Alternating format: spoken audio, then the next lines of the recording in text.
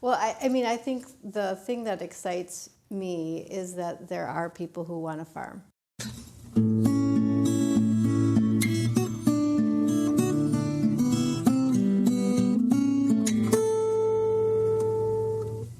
Welcome to the 248th installment of Ear to the Ground, the Land Stewardship Project's podcast on family farming, sustainable agriculture, local food systems, and local democracy. I'm Brian DeVore, editor of the Land Stewardship Letter. 22 years ago, I walked into a small meeting room on the main street of Plainview, Minnesota, and witnessed the launch of what has become one of the most influential beginning farmer training programs in the country. Since that time, the Land Stewardship Project's Farm Beginnings course has produced over 1,000 graduates in the Minnesota-Wisconsin region. Surveys have shown that around 60% of those grads are now farming. These farmers are utilizing a wide array of innovative production and marketing practices, from CSA vegetables to pasture-based livestock, and everything in between. Over the years, I've had the opportunity to interview many of these graduates for Land Stewardship Letter Profiles and Ear to the Ground podcasts. I've always been struck at how well prepared these farmers are when it comes to pursuing a successful career producing food on the land. They're idealistic and passionate, but also grounded in the reality of making a living in a profession plagued by extreme weather, fickle markets, and ridiculously high land prices. They've also had to fight against the widespread narrative that there are simply no opportunities in farming. A major reason these farmers are so well prepared to make a go of it in a tough business can be traced back to what I witnessed in the original class 22 years ago. While the Farm Beginnings curriculum has been modified considerably over the years, at its core, it remains a class based on peer-to-peer education. It's also based on the ideals of holistic management. Developed by Alan Savory over 3 decades ago, holistic management is a decision-making framework built upon the idea that all human goals are fundamentally dependent upon the proper functioning of the ecosystem processes that support life on this planet. When implemented successfully, holistic management can produce, for farmers, a triple bottom line of economic, environmental, and societal benefits. Through a series of classes and on-farm workshops, Farm Beginnings offers participants training on goal setting, business planning, innovative marketing, and networking. But what really sets the program apart is that the classes are usually led by farmers from the community, who are undertaking their own innovative paths towards raising food profitably.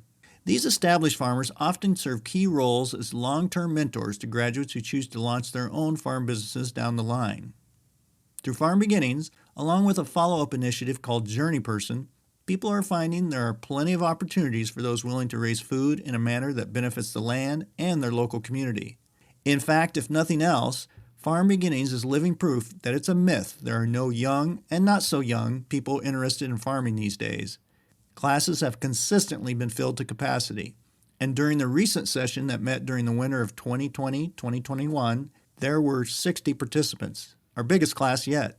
And the community-based peer-to-peer system Farm Beginnings is focused on has become a national model. Around a dozen years ago, LSP worked with our allies to get Congress to create the National Beginning Farmer and Rancher Development Program. BFRDP, as it's called, provides funding for local community-based organizations who want to provide education, training, outreach, and mentoring programs to enhance the sustainability of the next generation of farmers. Through the beginning farmer trainings offered in communities throughout the country as a result of BFRDP, hundreds of wannabe agrarians are now being exposed to the Farm Beginnings curriculum. The demand for this kind of training and support has also spawned the creation of the Farm Beginnings Collaborative, a national alliance that includes over a dozen organizations with programs serving beginning farmers in 14 states. As a result of the collaborative, the number of Farm Beginnings graduates nationally now totals over 2,000. Many LSP staffers and members have played major roles in the success of Farm Beginnings. I recently sat down to talk to 2 of those people, Karen Stetler and Amy Bacigalupo. Over the years, they've served various roles with Farm Beginnings, doing everything from facilitating classes to actually leading the program. They also played key roles in launching related initiatives such as Journey Person and the Farm Beginnings Collaborative, as well as LSP's Land Transition Initiative. Amy recently left LSP after several years leading up the Farm Beginnings program and is now running an organic fruit orchard with her family in western Minnesota. Karen continues to work with LSP to help retiring farmers transition their land and businesses to the next generation. Karen and Amy shared with me the history of Farm Beginnings, its philosophical basis, how it's evolved over the years, the challenges beginning farmers face, and finally, where they see the course going in the future. Appropriately, we conducted our interview in Mankato, Minnesota, on the grounds of Our Lady of Good Counsel, the home of the School Sisters of Notre Dame. Over the years, Good Counsel has served as a venue for several key meetings involving the Farm Beginnings Steering Committee, which is an advisory group of LSP members. Karen started our conversation talking about why Farm Beginnings was created in the first place. Turns out, it's rooted in a group of passionate and vocal southeastern Minnesota crop and livestock producers who are not willing to give up on seeing their community populated by a new generation of farmers. Perhaps not surprisingly, they called themselves the Wabasha County Give-A-Dams. Doug Nopar and Meredith Levy actually were working out of the Lewiston office and doing one-to-one visits with people in the Plainview area. And we're just trying to assess what needs people saw in the agricultural field, and who would be farming in the next generation was one of the biggest things that came out of that. And they were concerned with the lack of FFA in some of the local schools. There were some changes going on with community colleges, and they were dropping really key ag programs. And so that was that point that really led to a grant, a MESA grant, to get started thinking about something like Farm Beginnings. The one interesting sort of thing that was happening at the same time was there was a group called the Wabasha County Give-A-Dams that was up and running and really working on the John Hancock insurance issues. And so really just a lot of energy from that same group around this idea of next generation farmers. And so a lot of those committee members became part of that initial steering committee that got Farm Beginnings going. And I'm pretty sure that it was Farm Beginnings right from the start. And I also think the other component that was happening even before Farm Beginnings got started was the holistic management piece that a lot of farmers had been in our southeast area, and probably broader than southeast area, been really focusing on. And so that was a huge component that we added into the Farm Beginnings curriculum. So we started those classes in Southeast, and then, Amy, you came on board to teach them. Moved out to Western Minnesota and taken the position with LSP to launch a program in Western Minnesota in the summer of 2000, and then we had our first class the fall of 2000. Okay. Prior to that, following on that community idea, and this is something that we've made part of how we share it with across the country with other programs, we did the organizing, we convened a steering committee, and part of what was so important to me about that was all of those individuals, some of the things that we were looking for in them is they're going to be there for those folks who go through the class. They're willing to step up to be mentors, help them go to the bank, get a loan, advocate for them when they need that, and share ideas, information, all of that kind of stuff. So that organizing came first. And a lot of that groundwork was already there because of LSP's presence in the region.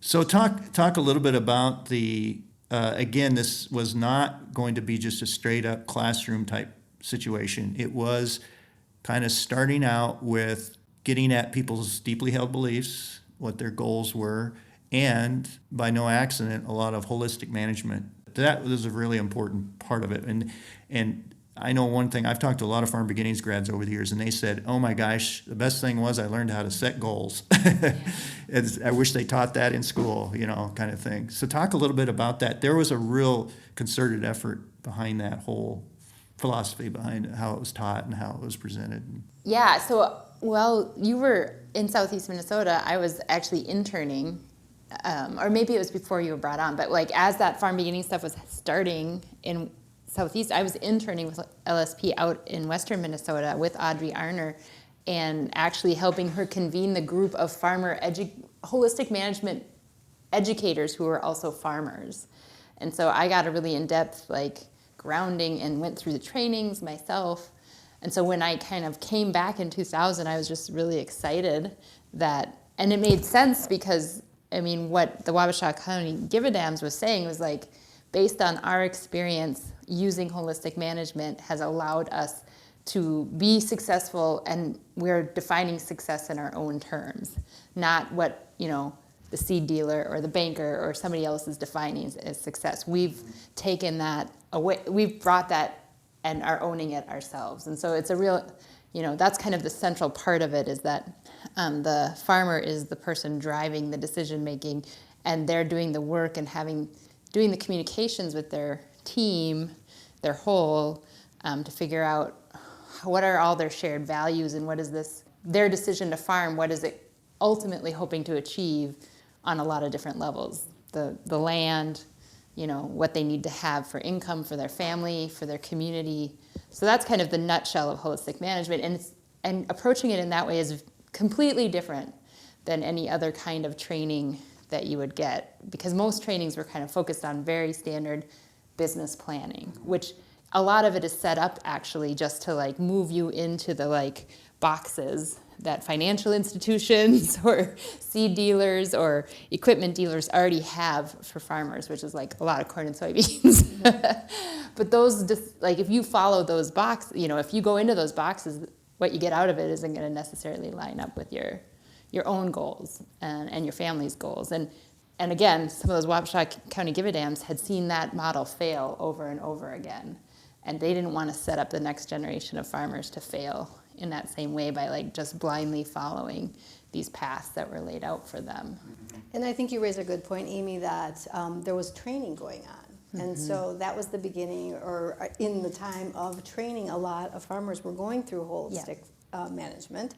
And so then when we're asking people to come in and present and talk about their issues, their experiences, then holistic management was able to be lifted up in a practical way. So it's not just here's this theoretical model, but here's how we're using it, how it's helped our business. And so I think that really spoke really loudly to beginning farmers.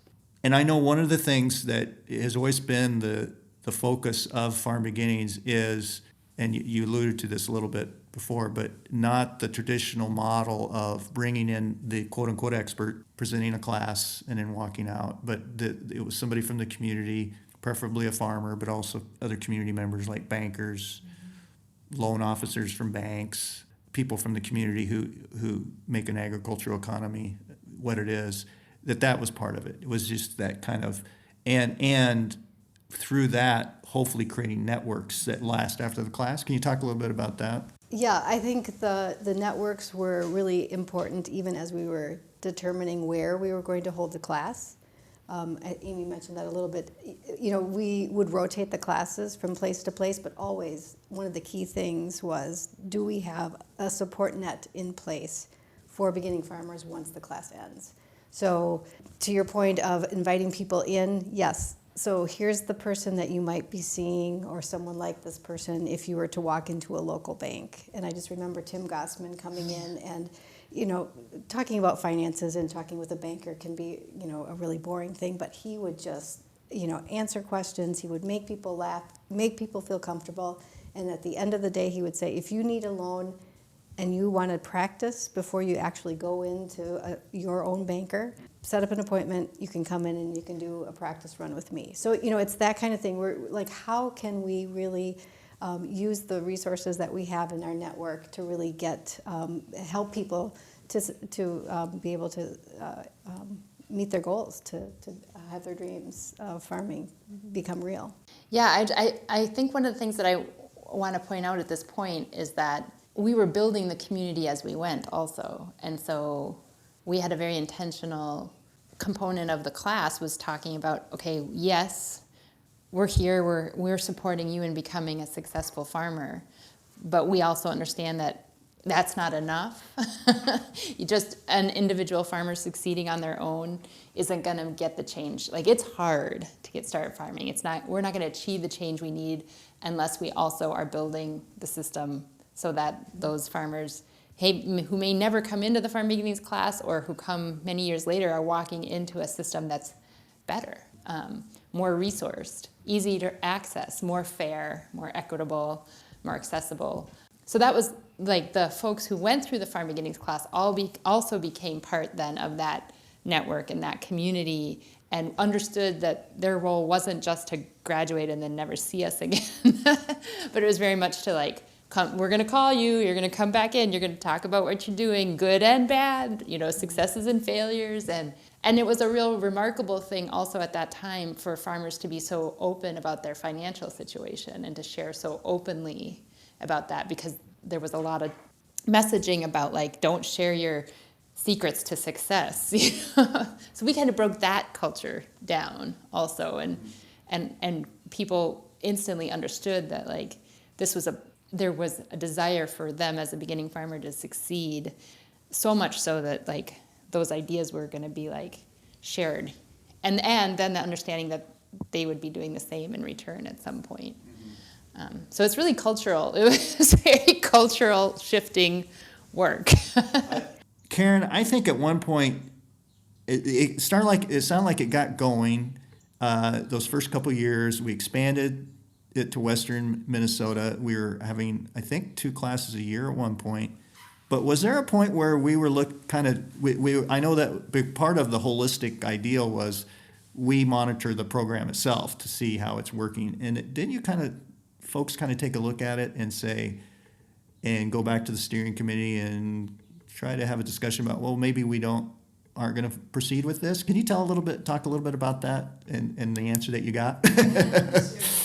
Yeah, so part of the holistic management philosophy, decision-making process is to, set a goal and assume you're wrong, and then to really go back and look and see, okay, is this really the right way to go? And so I don't even remember what year it was, we had been going really strong. We had 2 and 3 full classes, and then things started to not be quite as vibrant, and we thought, well, now's the time to bring in the steering committee, who have been a part of the whole program all along, helping to guide the program, and just ask them, just say, we think maybe we've run our course, like maybe this is all we need to do for beginning farmers, and maybe we need to look at something else. And so we sat right here at Good Counsel and had a meeting with the steering committee and heard a resounding, no, you can't stop beginning training. This is needed, and we need to keep moving forward. And so we said, okay, and we just dug right back in and continued to provide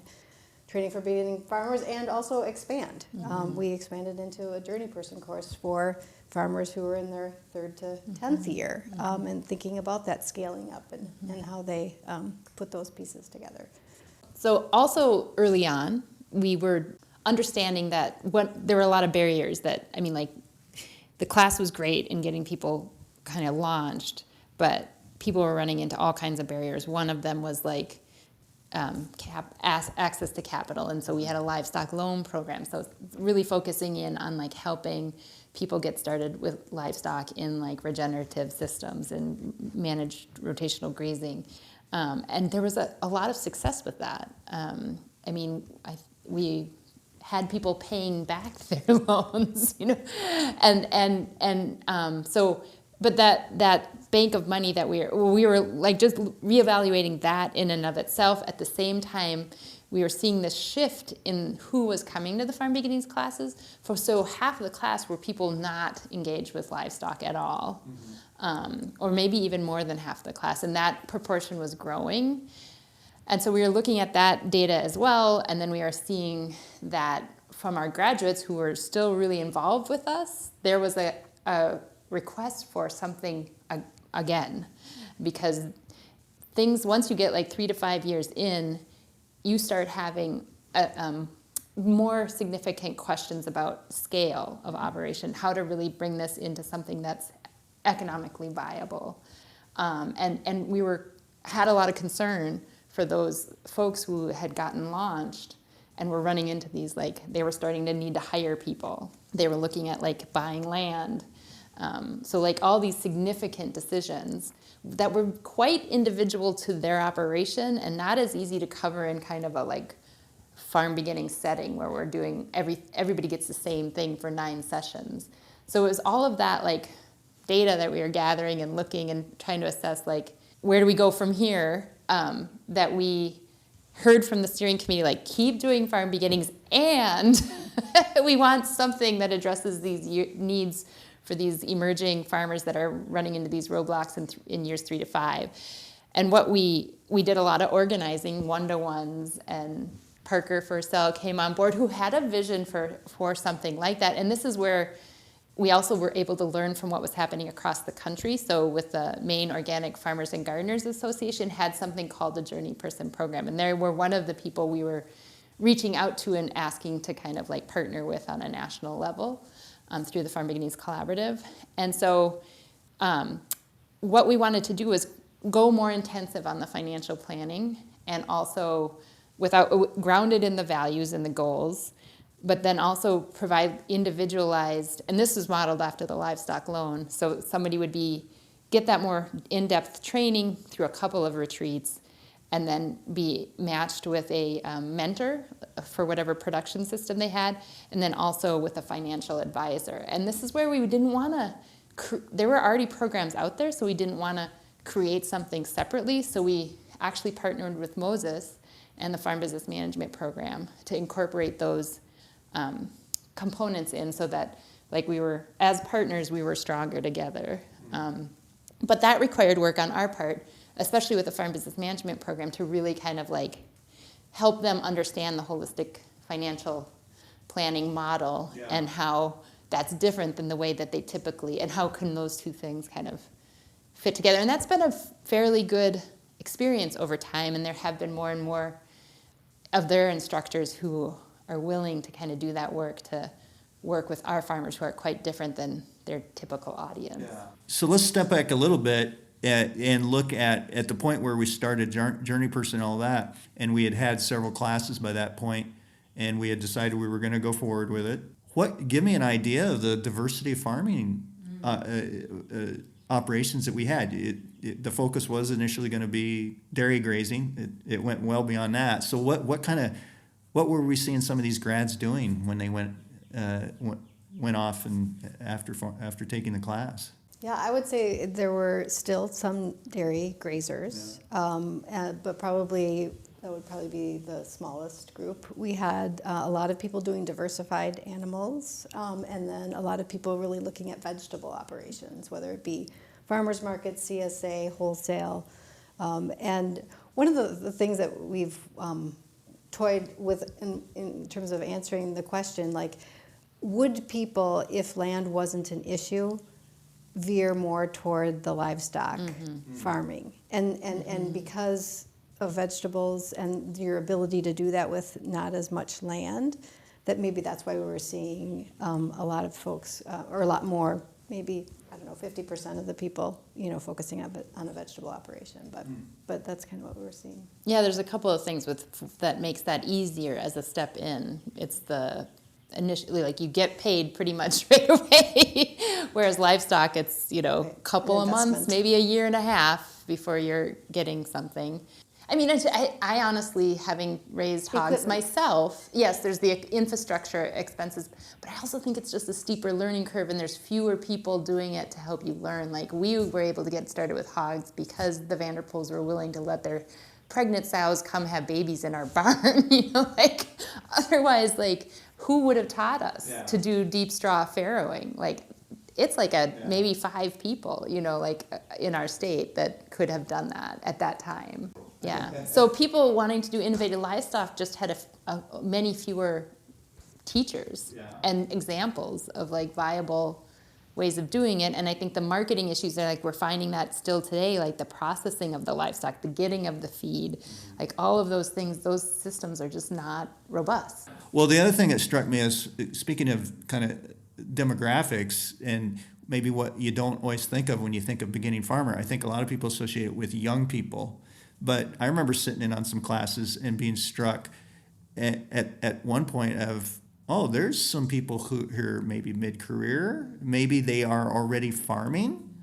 I guess, did we reach out to more of those people and they came, or did they start to just show up, some of those mid-career type folks? Well, I think what is so interesting about Farm Beginnings is that we would, of course, do our marketing every year, but really it was word of mouth was our primary way that people would find us. And I think there are a lot of people who were discouraged from farming early on, and in midlife realized that that is something that they really want to do. And so this felt like a way of sort of refocusing and maybe entering Yeah, I just want to raise up at this point, just like our class has predominantly served white people, and so I'm just bringing it up because I think we talked about barriers before. We're talking about like, people who often maybe already have access to land, grew up in a farming family, some of the folks in the class, or are people along a career path where they've made some money so that allows them to even think about farming. And what's missing here for us, and we're learning this and have been wanting to see things change in how we do things, is that we need to create more access. And that's not just for the class, but for farmers of color. And what we're seeing in the class this year, which is the largest and the most diverse class that we've ever had, is that land is just a huge barrier, and we need to address that barrier so that there can be more diverse, not only enterprises, but people with different backgrounds, people of color, economic class. Class it enters into it too. Like I think it's generally kind of a privileged career path. You have to have access to wealth, and if we don't address that, we're not going to have as robust of a farming community as we could. Yeah. And I think we're limiting our ability to achieve our mission. It goes back to that concept that this is kind of a community improvement program. It's about the community kind of thing. Right. But we'll talk about that class. That's really exciting. I mean, what are we seeing as far as who's in the class now that maybe has not traditionally been in the class? Well, we have a cohort of farmers from the Red Lake Nation, and then also we have a cohort from the Midwest Farmers of Color. And then in addition to that, there's just an additional couple of folks from different Native communities. So those are the main, and I would say throughout our history, we've like had 1 or 2 people of color in the class on a typical year. But this is up towards 25, I think, % of the class that's people of color. And we're rethinking everything. I mean, we're unlearning a whole bunch of things about holistic management and about, privilege and access, and it's very exciting, and super challenging. But I know this is a challenge that we've put ourselves on the path to go through. Yeah. One of the really exciting things that happened, I think it was around maybe 2009 or so. Late 2000s, is Farm Beginnings was so successful. It was getting a lot of media attention. We were getting a lot of graduates that were successfully getting out there on the land. And so it became a little bit of a national model. And one of the results of that was that the Beginning Farmer and Rancher Development Program was passed and funded by Congress with a lot of impetus behind as a result of Land Stewardship Project pushing that and our allies. So that was really exciting, both because we were going to have this national initiative and because USDA and Congress, ag leaders in Congress, were recognizing the need for beginning farmers. To go back a little bit, my understanding is there was a little bit of, because it was a successful program and people were excited about it, there was a little bit of pressure on LSP to make this a national program. And to remain true to its community roots, we said, well, no. How about other community organizations like us start their own version of Farm Beginnings? We'll provide the curriculum and the support. And so, they're like, great, where are we going to get the resources to do that? And so one of the things was this BFRDP. So talk a little bit about what that was and why that was so important.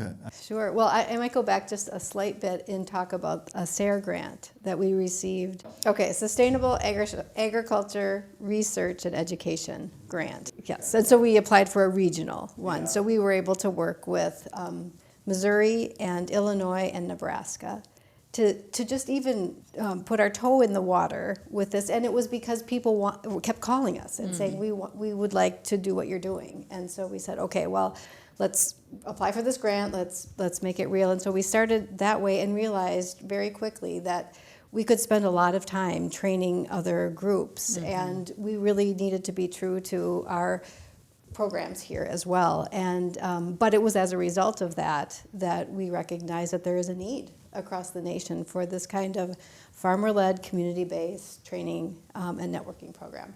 And so in conversation with our policy and organizing program, we said, there's this Beginning Farmer and Rancher Development program that's been basically on the books for years but never funded. We need to figure out the funding for this because there's a need here. And so, we just got the wheels turning and worked together. And we're successful and got it funded. I even testified in Congress, which was an experience in and of itself. But it built the momentum for what we currently now have, the Beginning Farm and Rancher Development Program, which has funded, I don't know how many countless programs across the nation. I feel like I should know because I've stayed active with it. But I mean, on an annual basis, it's funding at least like 25 or 26 projects that are all 3-year projects. So the funding amounts are up to $600,000. And then there's a level that's like what we got to do, which was just kind of a regional thing. And then there's a national level as well, so that you would be working with organizations across the country. And mostly that's focused on professional development for like train the trainer work. And I just want to circle back with one thing. I mean, one of our goals when we initially started this work is that we wanted to help beginning farmers beyond the farmers that we could reach right here with Farm Beginnings. And so here we are, national coverage, national opportunities for other states, other beginning farmers. So it really just felt like we were helping to make that happen. I also just want to lift up, a part of that is also, it's shifting the narrative. And this is an example of like when we got started, there was pushback to say, we don't want to encourage people into farming. Like there's no future in farming unless you grew up on a farm. Like that was definitely, we heard that. We would bring people into the class and they were like, well, I've been told my whole life there's no future in farming. Like, so here I am. Tell me how to do this differently. And so by organizing successfully and winning policy and doing the like good communications work in the media alongside that, where we're like, there is a future in farming. This is what it looks like. It's more diverse. It's not what you typically think of as farming. It's going to be community based.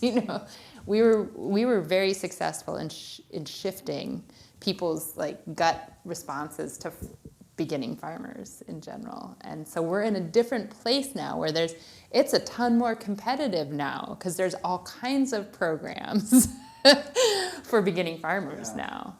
Well, that's a huge point because one of the biggest barriers is the narrative out there and the conventional wisdom. And frankly, a lot of it comes from people who got started farming, were maybe very successful and are at the end of their career in farming, and they're like, well, that was kind of a one-time thing. It's those days are over. And they're influential in the community. So when they say there's no opportunities, that has a big influence. Even, people say young people don't listen to old people. Well, they do when it comes to that. That can really be have a negative impact on folks. And you want to be realistic, like you said. If you're going to go into conventional corn and beans, and you're 22 years old, maybe there is not a future, but we were proposing something different. So that is a huge victory to get over that narrative, I think, and shift how people were seeing agriculture a little bit, who they were seeing in agriculture, who they were seeing as farmers. I mean, we're 60% women that are the farmers in Farm Beginnings. So we've been part of getting those women farmers in the field. And not only us, but as we built this Farm Beginnings Collaborative, starting with the SARE grant and then adding over time, now we're up to 13 other organizations that are running Farm Beginnings. That was what was fabulous about working together, is we were just learning from each other, and things that we thought maybe were isolated pockets of what was happening, we could hear from everybody else, nope, this is the growth, the trends we're seeing, and these are the barriers that we're seeing, and here's some innovative approaches to solving those barriers from our place. What do you think? I think what typically happens and what we were feeling pressured to do was create a curriculum that would be like a cookie or what do you call it? Cookie cutter.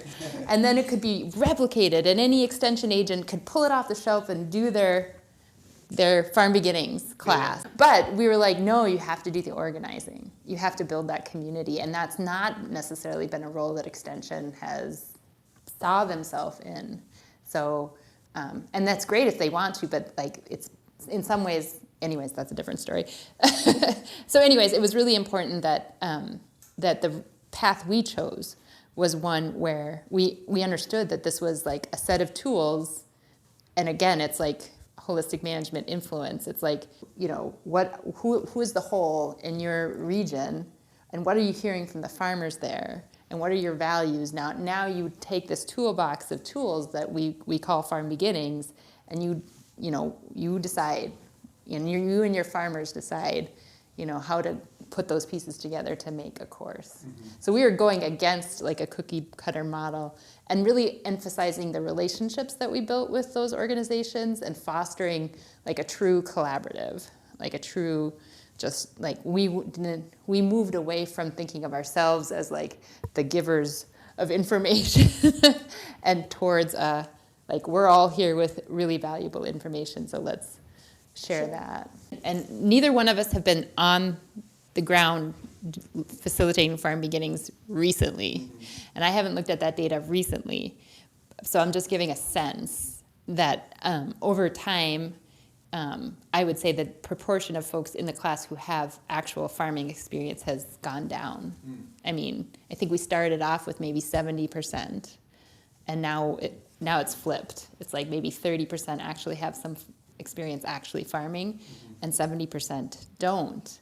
And that actually very much has influenced changes we've made with the curriculum over time as well, because we need, like, to effectively do holistic management, it is, you can go deeper when you have a couple of years of farming under your belt. Yeah. So there's been shifts in the curriculum to account for that. I mean, the goal setting and the values, you know, identifying values, all of that has remained, but we've not gone as deep into the financial pieces. And that's why the journey person could then become that place once people have 3 years at least of numbers that they're dealing with, where it makes sense to do a deeper dive on those numbers. One thing I wanted to ask you about, because I know that's been another, because I've talked to a lot of grads over the years, that another thing that they really appreciate from the class was learning something as basic as how to do a business plan. And how they've had bankers say to them, I wish every one of the farmers that come in here had a business plan as good as that.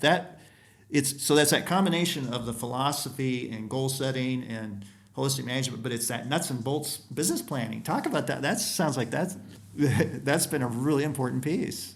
I don't think you can be successful if you don't actually think through a business plan. And I think that's what is like, it's that parallel piece. It's like, what is your deeply held belief? What do you really want to accomplish? Here's a decision-making process to help you make those decisions. And yes, you do have to look at real numbers. You have to think about where you're going to be selling product.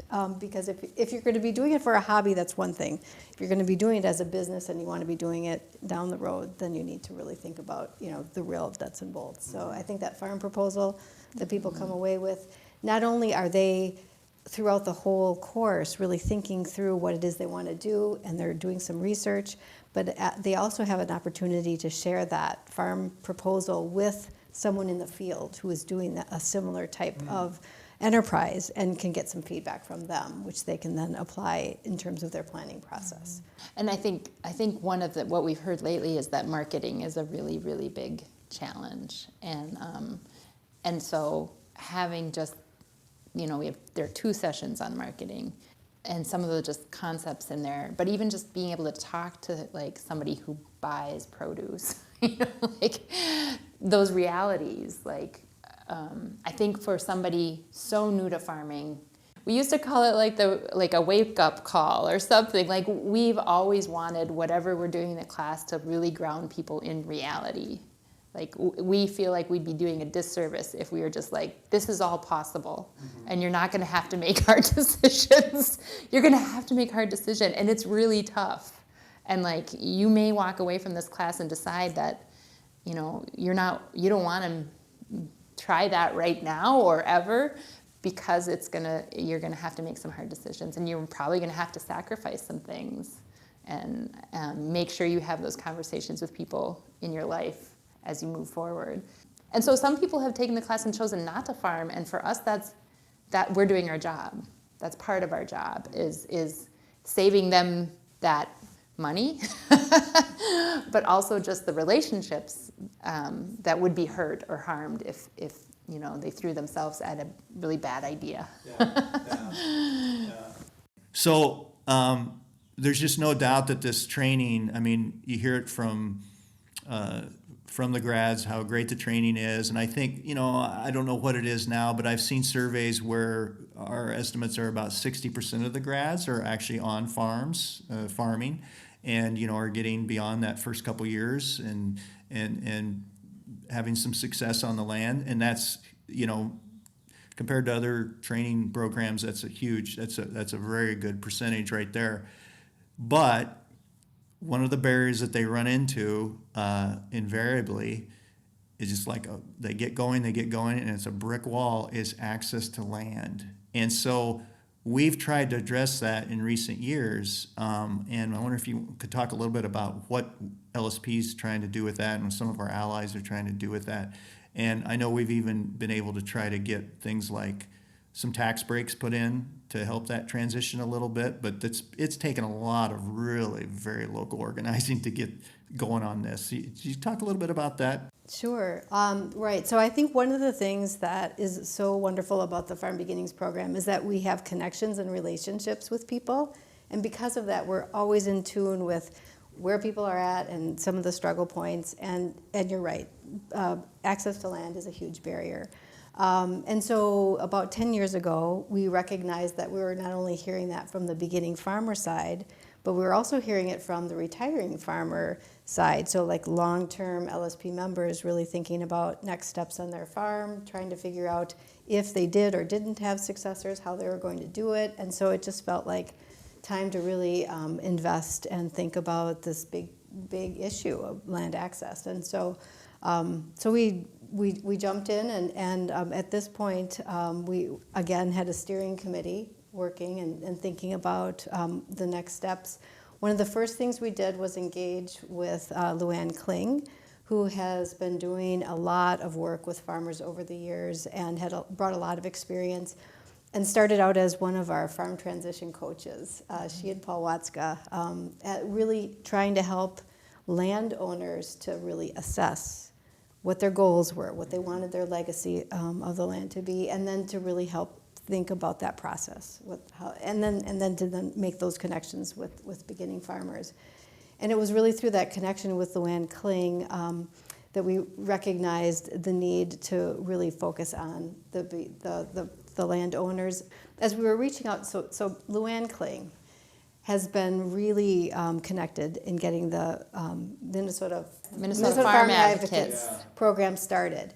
One of the pieces of the Minnesota Farm Advocates is around helping farm transitions. Oh, yeah. And so it was just a natural connection to be working with Luann and the Farm Advocates, bringing them into that process and recognizing that they needed training too to be able to help make this happen. And so we're working with them, and there was just so many things happening on the land. We got involved with lots of people who were really facing lots of hard things on farmland. Farm crisis was really a challenge for folks.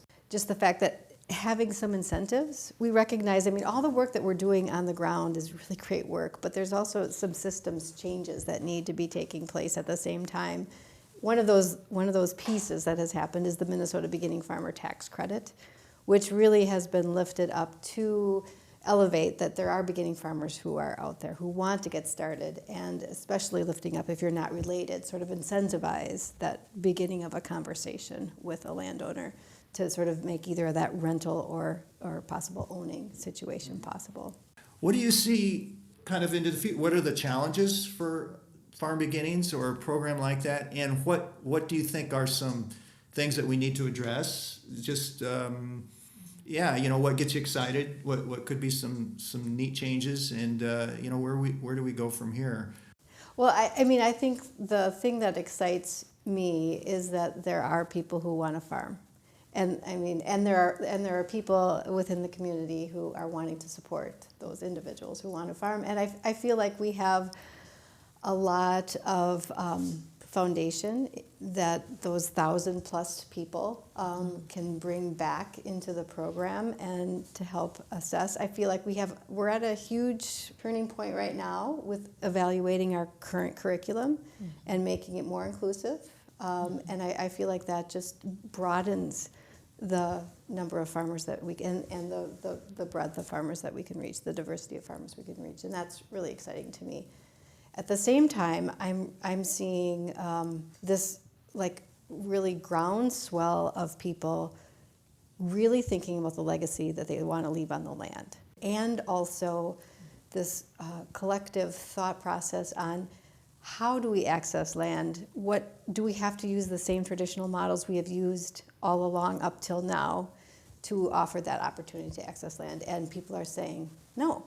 Well, let's think about some alternatives. And so, I mean, that sort of alternative land access piece really is exciting at this moment, and needs more focus and time, which, you know, we're always learning. And every step of the way, we're always learning. So I think that provides a lot of excitement for me. Yeah, I mean, my excitement comes from what we've been learning from working with like the Upper Sioux community and the Red Lake Nation. And I think I'm at a real point of realizing that there's a model that's already been working for hundreds of years in our state.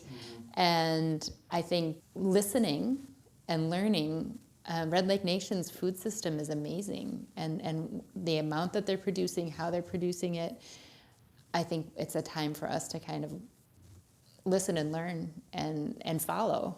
And I'm really excited about that. I think we have a significant role to play as Land Stewardship Project to help expand the land that Native communities have access to grow the food systems that they've been fostering for hundreds of years. And it's just stepping back and like listening and appreciating on a deeper level what's already there in terms of their community. They're very community-based, and how they care for their community. I think it's a real model for rural communities.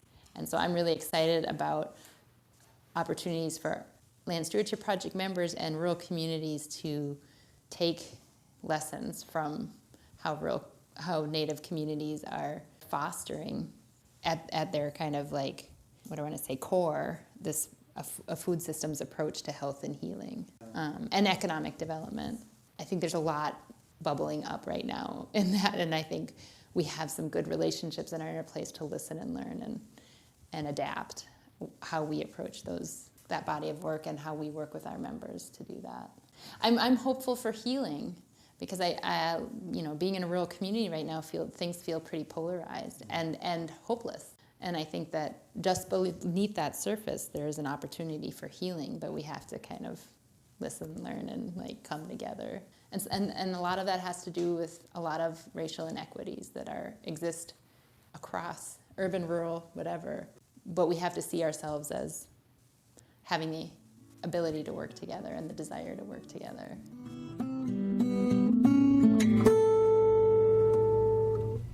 Farm Beginnings is now accepting applications for its next round of classes. For more information, see farmbeginnings.org. The Farm Beginnings Collaborative webpage is at farmbeginningscollaborative.org. If you have comments or suggestions about this podcast, contact Brian DeVore at bdevore@landstewardshipproject.org, or you can call 612-816-9342. By the way, it helps us greatly if you can give Ear to the Ground a rating on Stitcher, Spotify, or whatever podcast platform you utilize.